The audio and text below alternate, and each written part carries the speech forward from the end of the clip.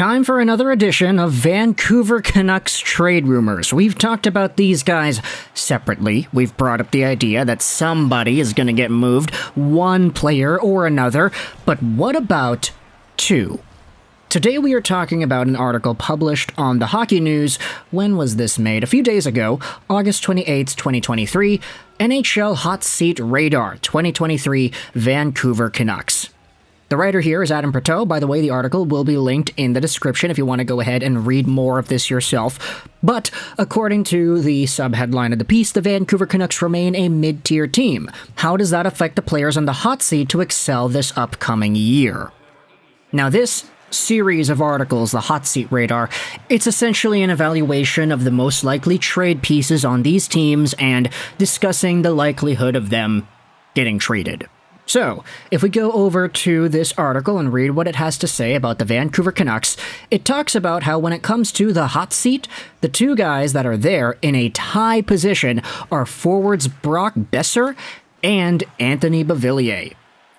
The Canucks' status as a mid-tier team makes it entirely possible, if not probable, that GM Patrik Allvin will trade some of his veteran players this coming season as the franchise tries to get younger and better.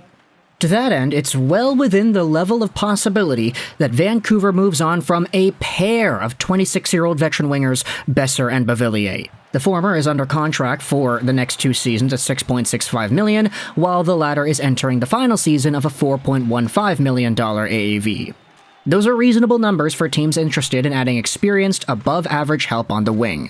And this is a pretty interesting take on the situation. Sure, we've talked about the Beauvillier trade rumors. We have also talked about the Besser trade rumors, but we've never actually talked about the idea of both of them getting traded together.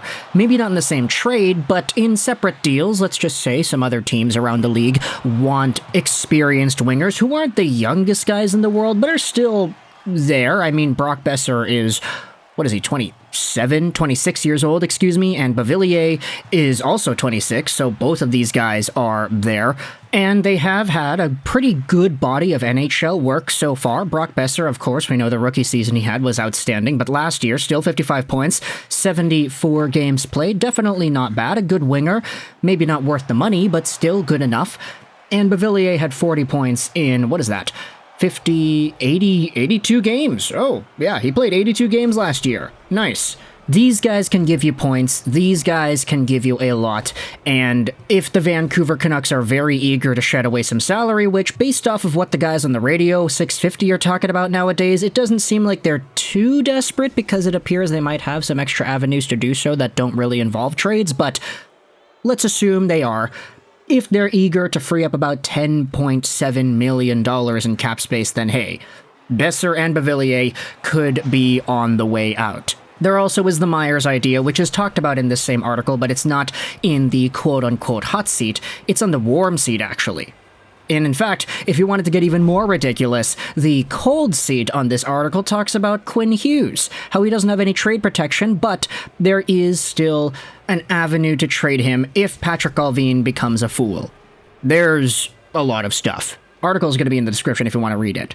But regarding our original topic, it says here that neither Besser nor Beauvillier have any trade protection or no move clause in their contracts in 23-24, which frees up any team for Allvin to ship them to. A team such as the Bruins has the cap space to make a deal work for either player beyond this season, but the Bees would need to ship out some money to fit Besser or Beauvillier under the cap for this year. Regardless, both players are in their primes, and if the Canucks dig themselves a hole early in the season, we can expect Allvin to find homes for both wingers. And that's an extremely interesting point to bring up as well, that if the Canucks have a bad start to the year, this could be the catalyst, This could be the Boudreau firing of 2023. This could be the tear it down moment. This could be the OEL desperation trade. This could be the catalyst to say, okay, let's just move on. Let's just try to get as much assets as we can, free up as much money as we can, and then we'll rebound next year. Which would be a terrible decision, I feel, when it comes to the way Aquilini views the team, but I think a lot of Canucks fans themselves could realize, there's a lot of inner workings that need to be addressed. But then again, if Petey decides to leave because the Canucks are bad in 23-24, that would also be worst case scenario too. But if it's any sort of departure like Matthew Tkachuk's where they trade him away, okay, yeah, now I'm overthinking it. See, this is what the articles go out there and do. Brock Besser and Anthony Beauvillier are both good enough players to justify putting in your top to middle six, but they're not superstar players. Brock Besser was supposed to be an elite player, but he's not really that anymore. I know he made the video talking about whether or not he could get 30 goals this upcoming year, because every year they always say he's going to get that, and he doesn't. But if Besser goes out there and proves that 6.6 something million is actually worth it, then honestly, I'd rather keep the guy. Like, I like Besser enough to justify keeping him around. I'm pretty sure a lot of you do too. He's a fan favorite around these parts. Sure, he's slow. Sure, he's not the best shooter like he was 6 years ago, but there still is a lot of potential here for Besser. And for Beauvillier, I mean, the fact that he does have only one season left on his deal makes it seem more so like he'd be a prime rental candidate.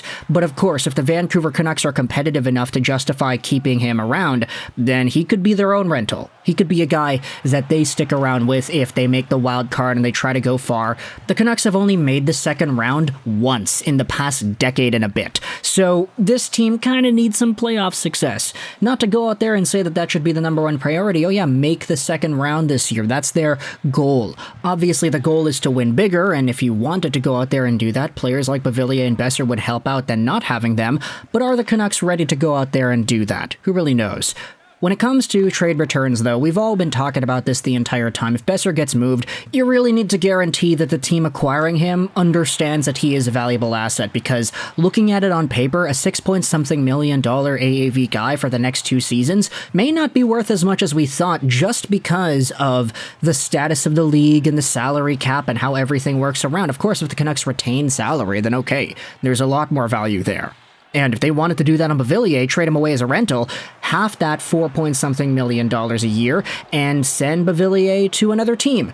At $2-point-something million, you cannot go wrong with a guy who had 40 points last year in a full season's worth of play. That's technically a career year for the guy.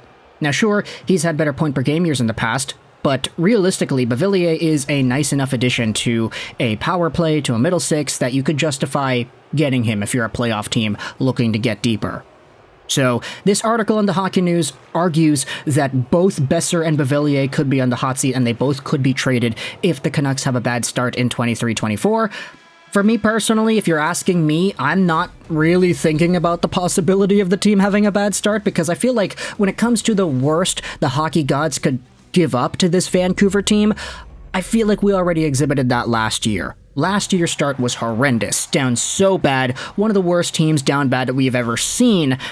So if the Canucks end up doing something similar in 23-24, 1 year later with a new coach, and they're all conditioned under Tocchet's guidance in the offseason and everything, I feel like the chances of that happening are so small that it's not even worth thinking about. Of course, if it does happen, because it's going to happen now that I said that, we'll talk about that later. But if there is some sort of a Besser trade and a Beauvillier trade, and the Canucks perform poorly, then Elias Pettersson is not going to come back, and everything is going to feel all doom and gloom, and the Canucks are going to have to enter another rebuild, and Quinn Hughes is going to have to get traded to New Jersey for assets, because this team would need to restart from the bottom. Let's not try to overthink it like I just did there. Thoughts in the comment section below about the Vancouver Canucks trading away Beauvillier and or Besser. I hope you enjoyed this video, and bye.